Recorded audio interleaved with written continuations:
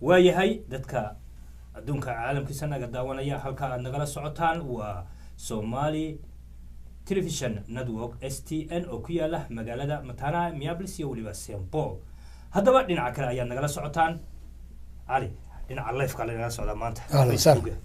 oo Facebook baan isku wadnaa dadkii shacabka 100 baynu gaarnay marka 100 markaynu gaarnay horumar badan baynu sameynay فاليوم بدل بقول كابا داوناي فأي لفتيجود بالرأي جود ما تجسنه بقول حلقة صودا وركيد مركا بالعظم هذا سنتين سودني غير نسوي عيا تلفون هذا كركو قرن عيا نقصوا عيسان إن بالكورن كاش كي هرتا وإحنا هنا قضبة بدن هيه وين ما تكون قاعدين درنا برامج كنا هيه وإحنا قدرنا قبل هذا الصومالي أوردن هو أساسي وحكتره هو أساسي مركا تلفون بدن بقى يجون كسر دعاية دبدها أو ضد بدن أو صومالي يدوني يعني إني برامج كان إن لو ذاكن ها صح إنه ويقدر مرة سمعنا دون حفلة ده كو قبل دون مجال سين كلود وصح يسلا قبل كان مينيسوتا وصح وإحنا يقدرنا وحيالها كسر ذا بلد حاوة اللي يستاهل أن يسلو بل أنا هلو أهلا وسهلا عليكم السلام ورحمة وستة صاد وجرتا استوديو مقالة مينيابوليس ونكون قبلنا برامج كأني داودياش أي تلفون ذو صدرين مركا مقع وصدحاني ماشى تشوكتيد مركا هوري فرحية على الفرصة على يدها وحن شوغا مينيابوليس وهي فرحية سودو وعندوها والله وهي أنا ياسين يا عوالة أي استوديو هاتشوغنا محاد نوران لاهيد إنما وانا السلام يا هذه بنوصل لوين يا برنامج خروج البنان والمر والبعد الإنسان وحدثت وصومالي كدقة وأتك هذا الشان مقرأتي مركا واحد قال لي هاي حبي البعضة بان قال لي هاي ما شاء الله سند ولك سنة سوق جيبتين انت قارتين وليد السود وين يا هل كانت نفسي وذا وانا كنت فرحسنا هنا لأن كلا زلت ما مقرأتين هذه أنا قلنا سيدوكنا هاد بنكون مهل علينا أيوة والله يا تانك يو فرحي هاد ما سنت وياه ان فرحي هذا يوم ما تنتهي ان واحد شارك برنامج كايمي عادي هذا هالشيء وانا نفس السؤال دغيستانا كوتين هاد ما سنتين واكو مغلينا واكو مغلينا bulshada reer dawladaha baayna ku sii xasuusanayso qof bulshada ku dhex jira waxaan ku soo galay anagu هذه هاد بان ما علمها bulshada agtooda jooga markaa mar walba ay xasuusanayaan wadika cali bulshada reer aad bay u wadaayaan هاد بان ما سنتين محمد وحوشان ugu badan ninkan maxamed cilmi miigan la yiraahdo waxa adeer u amjajlisti weena Soomaalida miicad miigan oo معلش ما شاء الله ورسيله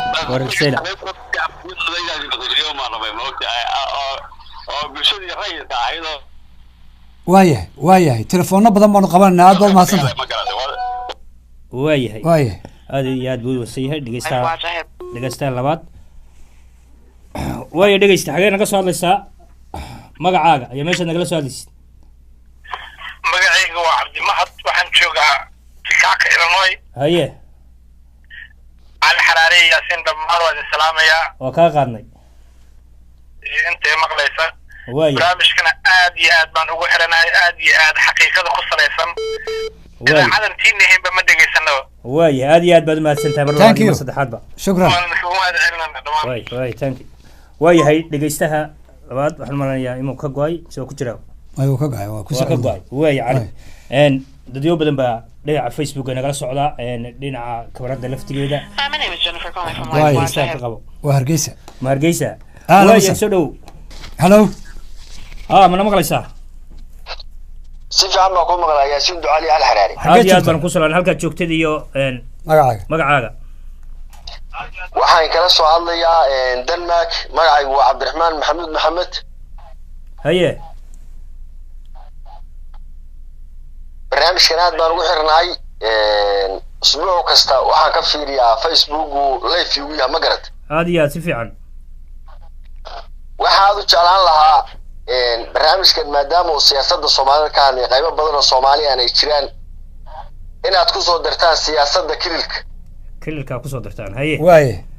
waaye aad iyo aad baad mahadsantahay aniis waad mahadsantahay mana maqlaysaa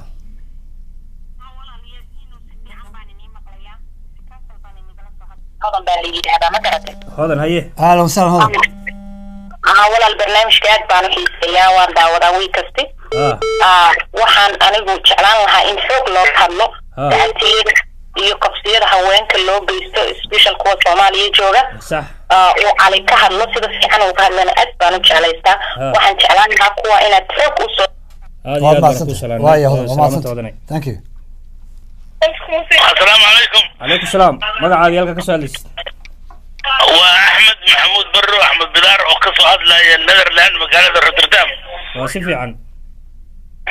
وكسلام حرارة هذه ياسين. هذا كسلام. ولا في عين هي كل البرنامج كان كفتن كسياسة ضدك هذا حسي وحرم بان كملها مقرط. سفي عن. marka aad iyo aad aan idinku faraxsanahay shacabkana sida badan inay dhageystaan baan rabaa si wanaagsan kugu sheego walaal aad baad mahadsantahay thank you marka way idinku hambalyeynaya khayr badan aan idin rajeyna walaal mahadsan السلام عليكم. عليكم السلام. يا شيخ على حلالين هذا هذا السلام يا aad baan ku salaamay meesha ka saalisi ma ka qaadnay أكسر لي هرجيسة ما قاعد أقول مسكين مؤمن. هيه. مسكين مؤمن. هيه. والله صرت برامج كان برامج عادي هذا في عوي وحياة بدل حقيقة وكهلا فنتو كهلا وليه. هيه. مركا والله برامج كان هذا في عين ولا أنت صور له الكريان تذكر ترى أصحاب ترى والله هو برامج عادي هذا وحتلوي ما فنتو الشيء. واي هذه بعد ما. هذا ما سنت محمد. thank you. واي. waxaa kala hadlaya Washington haye maxaad ra'yiga ka dhiiban lahayd kaftanka siyaasadda waa barnaamijkan ugu jecelahay waxyaabaha social media soo gala haye ada xaraari iyo yaasiin aad baan idin salaamaya labadiina waaye aad iyo aad baad mahadsantahay weekendiga haddaaban idin waayo waxaan maxaa qabsaday aad baad mahadsantahay aad iyo aad waaye aywa waayahay waxaan gelaynaa hadda aywaan gelaynaa hello waa ku maqlaynaa marka barnaamijka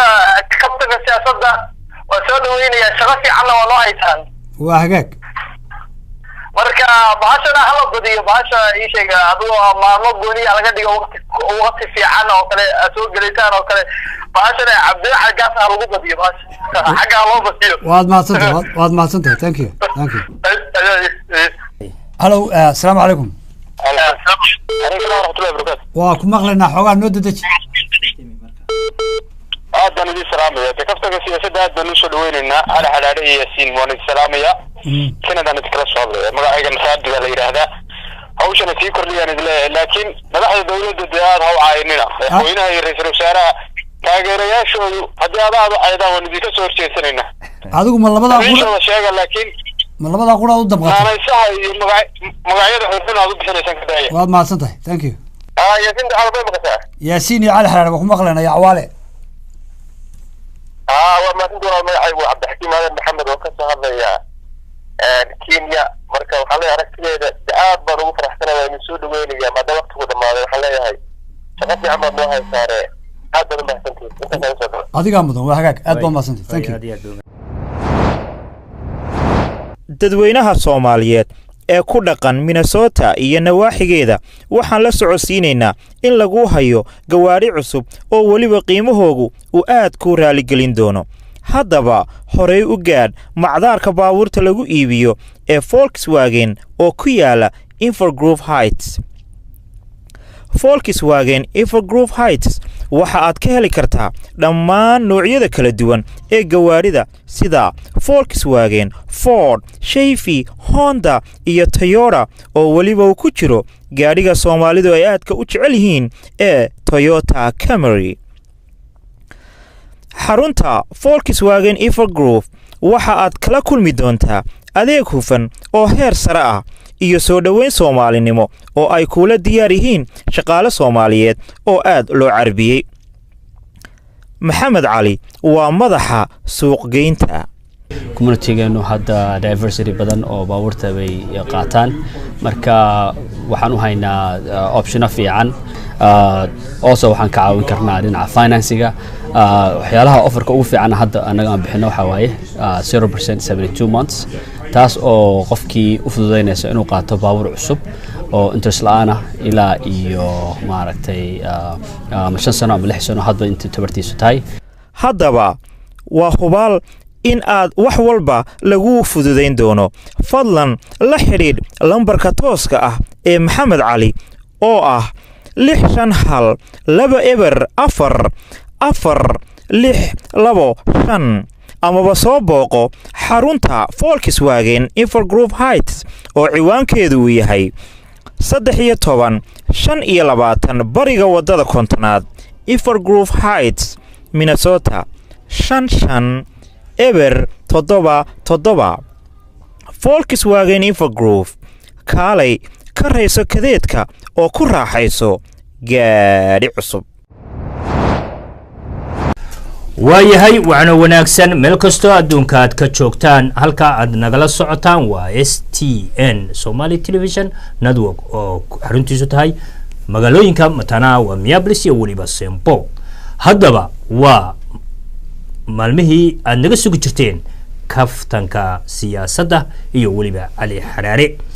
bal Cali Xaraare wuxuu inoo haya maanta, bal aynu isla eegno. Cali, toddobaadkan maxaa la soo urursi? aad iyo aad baa mahadsan torta. bisha maanta waa 24 March haye sanadkii 2018. waa saas. waa xalqadii ama qaybtii 101. waa saas. waxaanu ku bilownaa inaynu dad fara badan oo Soomaaliya oo telefoon inagu soo diray meelo kala duwan oo ra'yiga barnaamijkan ka hadlayay inaynu fursadaas siino. waa saas. waxaan aad uga xumahay dadkii oo nagu batay awgeed imaynaan waqti helin in telefoonka aynu qaban kari weynay oo de 100 qof hal mar soo garaacayso, hal mar ay soo galayaan. marka 100kii qof intii dhowrka ugu horeeyay ayaynu ka gaarnay haye waanu awoodi kari weynay barnaamijka sii wadana telefoonada inoo soo dhexgelay awgeed. waxaan markaa u mahad celinaa inta telefoonada noo soo dirtay iyo inta fursad u weeday telefoon ka go'ayba aad iyo aad ayaan ugu mahad celinaa. waa saas weey. barnaamijkan runtii waa barnaamij 107 in ka badan haatan soo socday. ujeedada aan telefoonada dadka ugu furayno waxay inaan ra'yigooda weydiino aan eegno. markaan isku soo ururinayna dadka intooda badan 90% in ka badan waxay u arkaan barnaamijku inuu yahay barnaamij qiimo leh, barnaamij taabagala oo qiimo leh oo si wacyigelina u socda ee aan u socon si gobolaysi iyo qabiilaysi iyo nin jeclaysi aan ahayn. waa saasay. waanu ka gudbi doonaa, waxaan eegi doonaa markaa wixii aan halkan ku hayo. toddobaadka dambe waxaanu tegaynaa markaa waa St. Claude baynu meel different aynu tegi doonaa tiimkeena oo dhani. waxaanu tegi doonaa beer la yidhaha horta beerta jacaylka. hayaay beerta jacaylka waxay ku taallaa magaalada St. Claude. haye waa baark weyn oo dhirta ka beeran iyo dooga aad yaabaysid. haye oo dadkaas ugu yimaada miya? dadkaas ugu yimaada. haye dadku wixii jecel baa ugu yimaada. waxaa laga yaabaa inay kala lumaanba dadku inaanu inaga lafteenu telefoon kula hadlo mooyaane meelahaynu joogno kala garan mayno beerta. marka dadkaynu dhex qaadi doonaa. dad fara badan reer St. Claude baa inoo iman doona iyana ra'yigooda ka dhiiban doona sida u arkaan barnaamijkan. dabeetana waan la sheekaysan doonaa. qaarkood sheekooyin ay inoo soo gudbin doonaan dadka anfaca oo qosol leh. waxaasoo dhan waxaan u sameynaynaa iyo safarkaa dheer in aynu raali gelino shacabkeena ina daawanaya oo iyana ay iskood iyagoo madax bannaan ay hadli karayaan. anagu marna ma leeyihin khasbana lagu taageero ama hana la ammaano, laakiin waxaan leenahay qof walba ra'yiga isaga uu qabo inuu madax bannaan yahay. waa saas. man aaminsanin sida Soomaalida badankoodu haddii aad ka ra'yi duwan tahay inay ku arkaan cadowgaaga. waa dhibaatadii leeyihiin. waa dhibaatada qofku aad buu u jeclaadaa ama aad buu u nacaan. marka labada waxba uma dhexeeyaan. barnaamijkeeni baanu gudagali doonaa. waa saas. ballanteena waa wiiga dambe Sabtida iyo St. Claude. reer St. Claude ma laga barnaamijkeena ayaynu joognaa. reer St. Claude wayna dhegeysanayaan. waayahay waxaanu ku bilaabi doonaa. hore ayaanu sheegay ama aynu barnaamijkan ugu soo qaadanay Yaasino in wadanka Soomaaliya guud ahaanba uu gacanta ugu jiro dad shisheeye ah. gacanta haye waa wadan la haysto haye oo la gumeysanayo. laakiin dadka madaxda ama mas'uuliyiinta Soomaalidu waxay shacabka u sheegayaan inay iyagu yihiin cidda ay taladu ka go'do ee mas-uuliyiinta ka ah shacabkooda xilligii gumaystaha isticmaalka reer galbeedka ayaa qabsaday dalalka caalamka oo dhan badee oo africana ha ugu sii badnaatay dal waliba xilli buu xornimo qaatay soomaaliya markii caddaanka iyo westernka laga soo gudbay dad madow oo la jiida ayaa imika haysta taasaa ugu darane etoobiya ayaa number one ka ah oo xukunta muqdisho hargeysa garowe kismaayo beledweyne gaalkacyo iyo meel kasta oo ciidda soomaaliyada ayay joogtaa ayay weliba haysataa oo saxeexeeda iyo maamulkeeda lagu dhaqmaa madaxda dhulka aan sheegay joogtaana waa magacuyaal telefoon iyo email wax loogu sheego inta kaliya markii xoog military ay yimaadaanna ciidanka Ethiopia ayuunba meeshiiba soo wada galaan maxaa keenay in viisaha garowe ay siin kari weydo ama meesha baasaboorkii la xidho garowe iyo dad reer Somaliland iyo meelo badan ka yimid Soomaaliya ay ka qaadanayaan maxaa adkeeyay viisada Ethiopia in ay dadku qaataan oo garowe ku qaataan oo hawl yareeyay in Ethiopiaanka oo bilaa viisi ay Hargeysa iyo meesha raban ka soo galaan waa dhibaato weeye waa ayo mas'uulka Soomaalida oran karaya fiisaha ku soo galo nin Ethiopiani dalka Soomaaliya warbalba aniga lama arkay ninkii mas'uuliyiinta awood badan qaadaya bal ha hadlo ha sheego ha yiraahdo anigu maanta kadib waxaan dowlad goboleedkayga soo gali karaa mas'uul Soomaaliyeed oo oran karaya berbersi ha laga daayo boosaas ha laga daayo sida Jubaland ha laga daayo ma jirto waaya waxa ku tusaya sida dadka Ethiopiaanka imika ay ugu milmeen Somaliland oo waliba dadkii muwaadiniinta reer Somaliland ay ugu hanjabayaan in iyagoo Ethiopian ay ku faraxsan yihiin shirkadda DP World in iyaga ay dantooda ugu jirto xataa waxa la gaaray inay yiraahdaan dadkiina reer Somaliland iyo dadka Soomaaliya isku jirba ma isma ekidin bal taabaleega dhibkaas oo xoolihiin isma eka ninka hadlaya waa Ethiopian af Soomaali ku hadlaya Yaasiino oo Soomaaliga bartay oo dadkii kala dilaya Soomaaliyeed saas waa lino soo diray ninka aynu daawano Somaliland waa dal madax bannaan oo aalan gaar samaystay oo lacag gaar samaystay xuduudaha samaystay oo jaabadiisu waa gaar waanu samaysanay bal innaga koonfurta baddeenu isku meeka dadkeenu isku meeka arigeenu isku meeka oo dhirteenu isku meeka maxaa inoo keenay koonfur wallaahi cali waa dhibaato weeye waa dhibaato waka maxay tahay inaga af Soomaali leedo bartayba wada dadka waalaya waxa af Soomaali ku hadla waxa Facebook ku aragtay geesta Kenya Kenya geesta Jubaland Kenya haysta Kenya bala wareegtayba marka Axmed Madoobe waa magacuyaal magac buu isaga yaalay waa wakiil raga soo shaqeeya isagoo haddana Kenya haysta ayuu haddana ka cabsada Ethiopia oo ila Ethiopia la ka yimaada hadda Kenya haysta marka suu raali geliya Ethiopia عبد الله القاسنا برلمان كيس مركو فريو وين في حبش القفر نيني توبيانا هذلي والبلبان يلا بارك او تقرايا وي جزا قرايا ما تبي تشتواكا هي مدحوينها الصوماليا iyo ra'iisul wasaaraha Soomaaliya culayska u badan ee haysta ay wax la wada leeyihiin soonka weyn waxa weeye pressure ka haysta Ethiopia iyo dawladaha jaarka inay gabdhaha loo soo diray haye rabashka imika ka socda Muqdisho iyo qaraxyadan iyo imaaraadkan waxaan oo dhan waa muran siyaasadeed iyaga dib aynu ugu noqon doonaa waxaan eegi doonaa dhinaca Soomaaliland baan wali ku jirnaa diyaarado jawi hoose ku socda ayaa sayda guryaha iyo masaajidada saqafkooda ay marayaan ma socdaan iyagoo guuxooda adayaabaysid dabeetana waxay bilaabaan rasaas dhowlo tusan waayahay Soomaaliya iyo Somaliland waa kuwan hadii jeer yiraahdo anaga hawada haysana iyo anaga haysana anaga furi ee koorka Soomaaliya hayna anaga hayna anaga inta diyaaradahan soo galay meel ka yimid la garanay ya fasax balbalgaya ila hada ka hadlay Somaliland inta mashquul ku tahay meel kale bal sayla diyaaradahan dadka hoose maraya jawi hoose ku socda ma imaaraadka ma Mareykanka Ethiopia lama garan karayo qaarkoodna sanadkii hore xoolay rasaas mariyeen laayeen oo iyo ku ciyaari ku dheeldheelay ama ku baashaalaya dabeetana geeriyo ari ay halka daatay dadka masaakiinta reer Sayla ilaa hadda way garan laayeen meesha kay cid ay weydiiyaan iyo jaha ay weydiiyaan ay yiraahdaan maxay yihiin diyaaradahan waayo Somaliland lafteeda ayaan ogeynba weliba ma hayaan dee awood ay ku celiyaan iyagoo Soomaaliya dadkani male ma jirto haye marka waxay iska noqotay dhul sidii la sidiisa la gelinaya haye la gelinay balse ilaa diyaaradahan aynu daawanayo cabsida ka jirta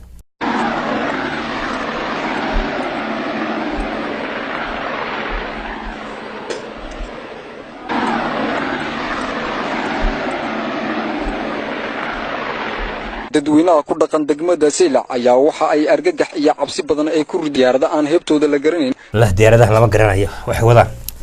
hawl kale wadaan waaye haye taasna waa taa haye Somaliland tani intii uu xukunka qabtay madaxweyne Muuse Biixi cabdi waxa aad meel sare gaadhay qabyaaladda hayaa wasiifday aad buu fiday haye qabyaaladda fiitaankeeda waxa qayb weyn ka ah xukuumadda xukuumadda laftigeeda oo iyadu ku soo koobtay xukunkeedii wax la yiraahdo jeegaan laba reer oo midoobay oo haba ku midoobaan xilligii ololaha cod bixinteeda sii socotayba midnimadoodii baa keentay inay soo abaal sheegtaan oo meel walba iyo jago walba waa labadooda qabanaya wayba ka dhaxaysaa labadooda haye intay halkaa ka gudbeen ayay imika waxay marayaan in xataa xaggii ganacsiga qabyaalad laga dhigo haye shirkadda telesom ayaa hawlaheedii shaqo gabtay haye oo xoog iyo culays la saaray haye iyadoo la doonayo shirkadaha deegaanta ee dahabshiil iyo in siciid kambanigiisu in iyagu ay qabsadaan dhinaca isgaarsiinta balbaariya labaad shirkadda telesom haye waxay la shaqaynaysaa dadka danyarta ah haye ee reer miyiga ah haye waxay awood u lahayd inay dadku isu diraan $3 $3 ila dadku waxa ma haystaan dollarka iyo $2 iyo waxa ay ku dir jirtay laakiin marka jeegaantu ma ogola $100 xagee keenay dadku ayaad ugu reeysaa haye $100 ka demo xagee kaga qof 100 dadkii shahaadayay ingiriiska iska bixinayay way ku meelayeen ujeedada u weyn telesom maxaa loo burburinayaa oo loo dhisay shirkadahan kale ee inoo siciidiyo dahabshiil sababta waxa weeyaan waxaad moodaa tan iyo intii labada xisbi ee kulmiye iyo wadani ay kala badiyeen in reer la fuquuqayaad moodaa dadkii wadani taageerayaasha ahaa ciddii ay kasoo jeedaanba waa in la dhibaa oo qofku moralkiisa la jebiyaa oo la yidhahdaa reer Soomaaliya ayuu xaggiisa u xagliyaa marka nin ganacsada ah ee Soomaaliya damba ugu jirta oo carabaha damba ugu jirta oo Soomaaliya damba ugu jirta Djibouti damba ugu jirta meel kasta telesom dadka haysta ayaa waxa qaab kamid dadkii maamulayay dadkii taageerayay xisbiga wadani xisbiga wadani waxa kaloo ku jira dad reer Soomaaliya oo ganacsata marka shirkadda waa la curyaami haye waxa la soo saaray dahabshiil shirkaddan inaa siciid way dahabiyo wala soo saaray waxa uu la xaafid yahay madaxweyne Muuse waa ninka soo gelinayay khadka internetka badda la isticmaalaya waxa isagana wakiil ka sii marooda koowaad ee dalka madaxweynaha Djibouti ayaa iyadu ma dhacdo khadraxay ayaa iyaduna qayb weyn ka qaatay hore u sheegnay oo ilaa 1 milyan ilaa 2 milyan inta u dhaxaysa ku kharash galaysay in Muuse Biixi uu soo baxo Muuse Biixi hadii uu soo baxaan in uu siciid in la siiyo contractiga marka Djibouti ayaa iyaduna qayb weyn ku leh xukuumaddan Muuse Biixi abaalkeedii doonaysa in la gudo lacagteedina dib loogu soo celiyo haye bal iyana muranka ku saabsan dhinaca shirkadaha kaliya kamida aan idin soo gudbiyo caqabada aasaasida oo dhibta badnay waxaan kaloo kamid ah caqabadaha dawladihii kala dambeeyay ha u badnaato dawladihii kulmiye waayahay taasna waa isla garanay haye waxaan ugu baaqaynaa markaas Soomaaliyeed in aanay habka qabyaaladda qayaxan aanay dadka aanay anficin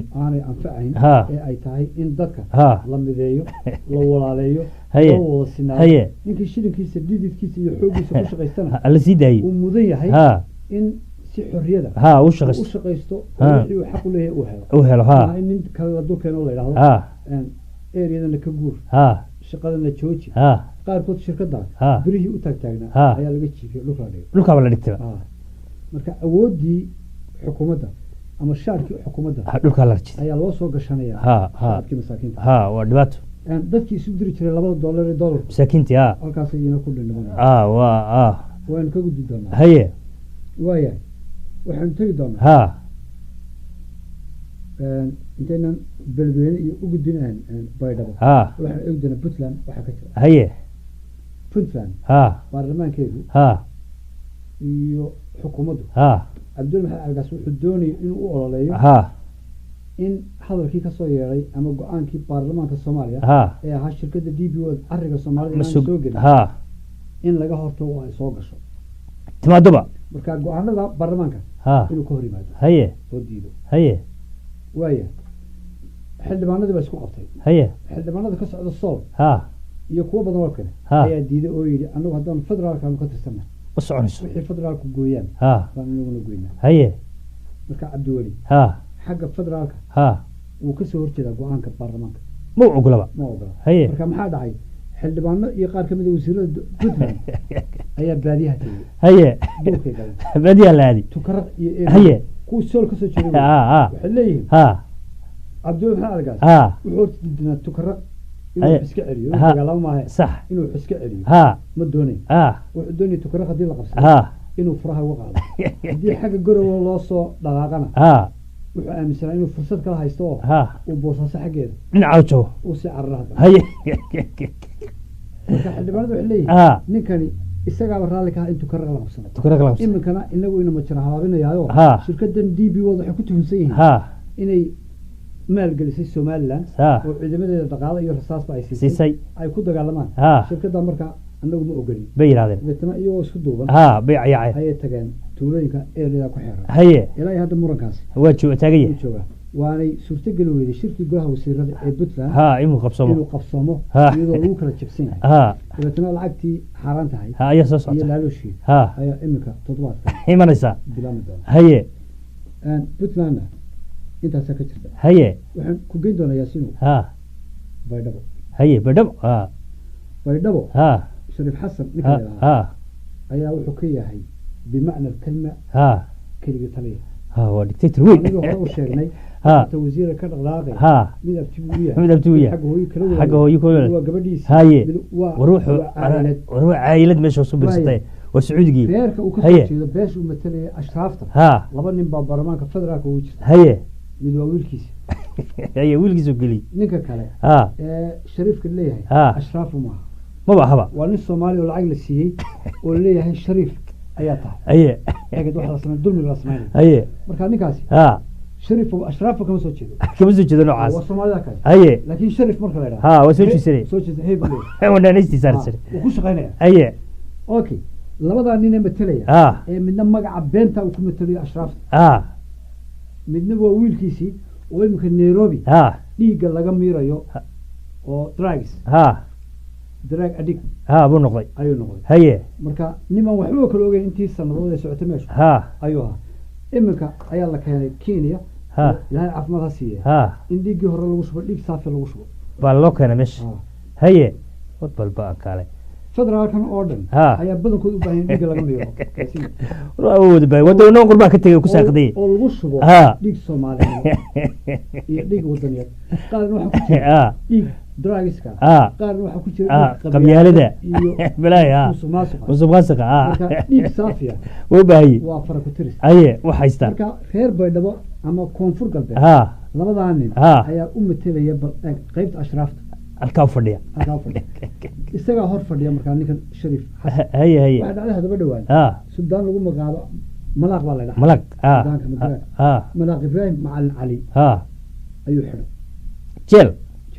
wuxuu dabeetana waxa uu leeyahay Suudaanku wuxuu ka hor imanaya in la doorto xilliga doorashadiisa soo dhow marka wuxuu diiday waxaan u jeedaa Suudaanka yaa xildhibaanka marka malaaq kasta إن العجوسي إنه هو أسد إما كان نيكا نوكا ملاقة الشغادي بكسار ملاقة دماء ملاقة ليري عيو كوارك ملاقة ليري الصدام الشغادي لغيري نيكا وضيقا شغادي ولا غيري ملاقة ساطرة هيا مركا أرنكاس أيا يسوون بايدة كجرة هيا وايا مقدشو موشينكي مقدشو وسعولايا وقاوة سمعت عتو هي حاجة هي اللي سيتشيدني اللي سيتشيدني هي ولي ما ورن كرينو halkaas u badan tahay saasay noqon doontaa laakiin wixii ka soo baxa waynu sharaxi doonaa hadii la yiraahdo haye waxa iyaduna jirta qaraxyo ka dambeeyay intii u dhacay muranku hadii sharafayso markasta oo muudisho qarax ka dhaco waxa qaraxa ka horeeya muran siyaasadeed haye kadibna qarax baa dhaca haye marka baarlamaanka ama madaxweynaha ama ra-iisul wasaare arrin la isku qabto ayaa la qarxiyaa meel si loo tuso in amnigu uu khalkhal yahay oo xun yahay ma jiro qarax keligiis ka soo socdo meel la dhigo marka dadka dhigaya haday jeer waa dadka mooshiinadan iyo waxaan isku haya ma odhayna waa geesta laakiin waxay adeegsanayaan dadkii wax qarxinayay si ay u absigeliyaan tooda loo maqlo labada dhinac dhinacu doonaa ilaahay dadkii ku dhintay ilaahu naxariisto arrinkaas ayaa halkaa ka jira magaalada beled xaawo la yidhahdo waa naga nidhi waddanka dawaa looga qabsaday kenya waati ilaahay gidaar baa marinaya meeshii loogu talagalay inta soo dururtay ay bartamihii beledweyne ayaa la marinaya beled xaawo ayaa iska maray laba arrimood ba halkaa way ka khaldayeen madaxweyne farmaajo wuu ka aaminsan yahay horta iska aamusan arrimaha kaleba uga aamusan ayuutan uga aamusan beled xaawona u soo hadal qaaday kenyana dhulkii qayb bay qaadanaysaa marka muwaadiniinta reer beled xaawo ayaa aakeygoda kula dagaalamaya beebe iyo kaare oo mujaahidiin oo aan cidna gacan ka helin walaa federal walaa jubbaland axmed madoobe oo ah hogaamiyaha jubbaland isagu maba garanayo beled xaawo inuu jubbaland ka jubbaland bayna ka tirsan tahay yaasiin ma oga waa dhibaato weeya marka reer beled xaawo waxaan leeyahay ku adkaysta ciidiina inaad u dhimataan muwaadiniin inaad noqotaan ilaahay baa idin gargaaraya ciddii doonaysa inaad qabsato gumaysi cusub awalbadi gumaysi wuu haysteen kaarayaashiisa wata waxba idinka qaadi maayo waa saxse taasna wata barnaamijka maadaama dabaaldegyadiisaan ku jirna yaasiin dad badan waxay soo weydiiyeen su-aasha inuu ninkan yaasiin qosol badana inkastoo maanta hargab ku hayo hadda hargab ay hayo ma qosli karaan oo aad qosli karnaa waxaan soo helay ninkaa qosol badan naga daayay balin barnaamijka soo baxsan ayaan awaan ugu gudbin doonaa videogaas in loo soo saaro ninkaa odayga qosolkiisa qaar baa kusii dari doona qosolka isagana aan dawan waa arrin cajaayiba ya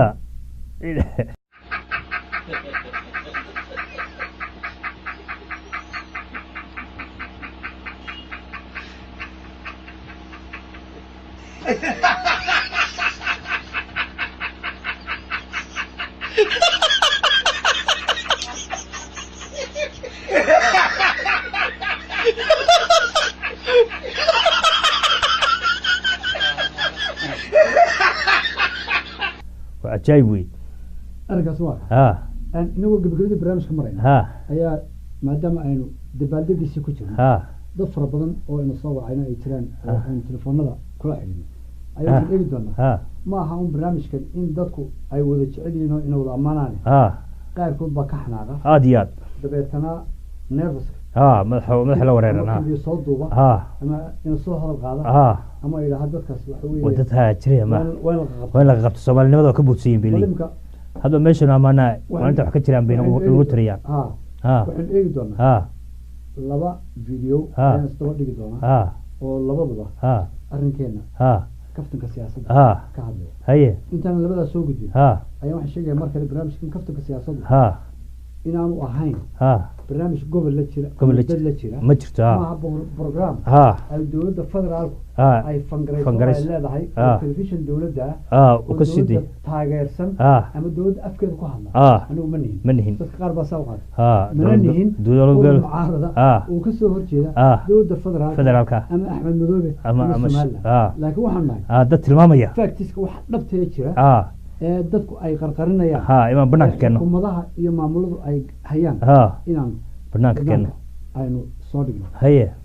marka ugu horeysa arrinkii ahaa in wadanka la haysto